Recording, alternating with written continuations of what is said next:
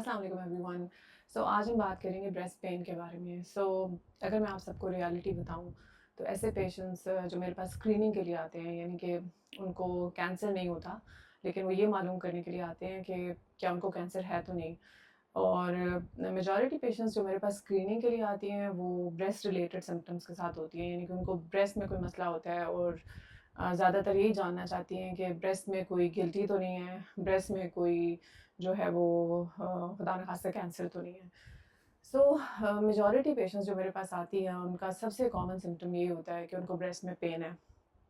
لیکن اچھی بات یہ ہے کہ ایسی پیشنٹس جن کو بریسٹ میں پین ہوتی ہے ان کو میجورٹی کیسز میں کینسر نہیں ہوتا.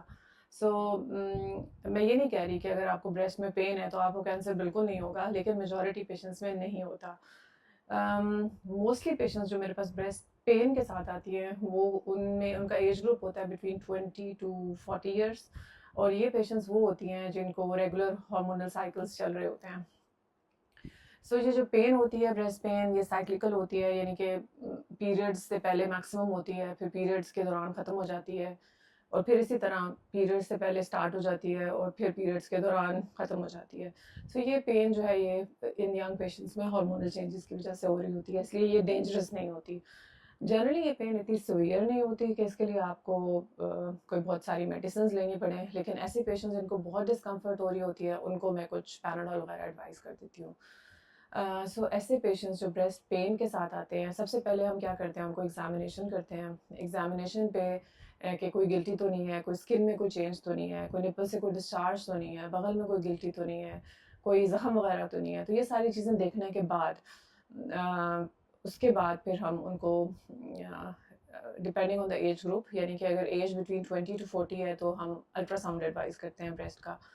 الٹرا ساؤنڈ کیا کرتا ہے، یا تو کوئی لمپ ہوتا ہے تو اس کے بارے میں بتا دیتا ہے.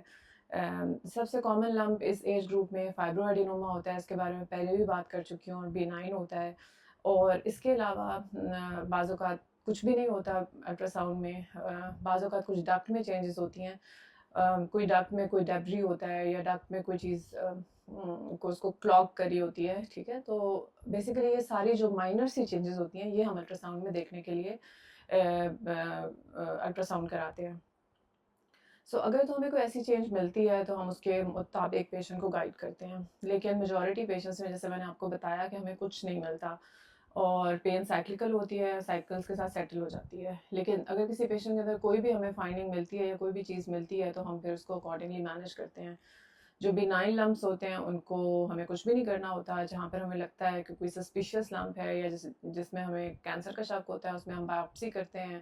اس طرح ڈکٹ چینجز ہوتی ہیں ان کو بعض اوقات مزید ان پہ انفارمیشن لینے کے لیے ہم میموگرافی کراتے ہیں یا پھر MRI بریسٹ کراتے ہیں ینگ پیشنٹس کے اندر، اور پھر اکارڈنگلی ہم بایوپسی پلان کرتے ہیں اگر ہمیں لگے کہ کوئی شک ہے کینسر کا. تو بیسیکلی امپورٹنٹ میسج یہی ہے کہ breast pain is mostly not a symptom of breast cancer. لیکن ایسے پیشنٹس جو کہ بہت زیادہ ایڈوانس کینسر کے ساتھ آتے ہیں، یعنی کہ کینسر بریسٹ میں بھی ہے، کینسر بغل تک بھی چلا گیا، بازو بھی سوج گیا، ایسے پیشنٹس میں پین ہو سکتی ہے.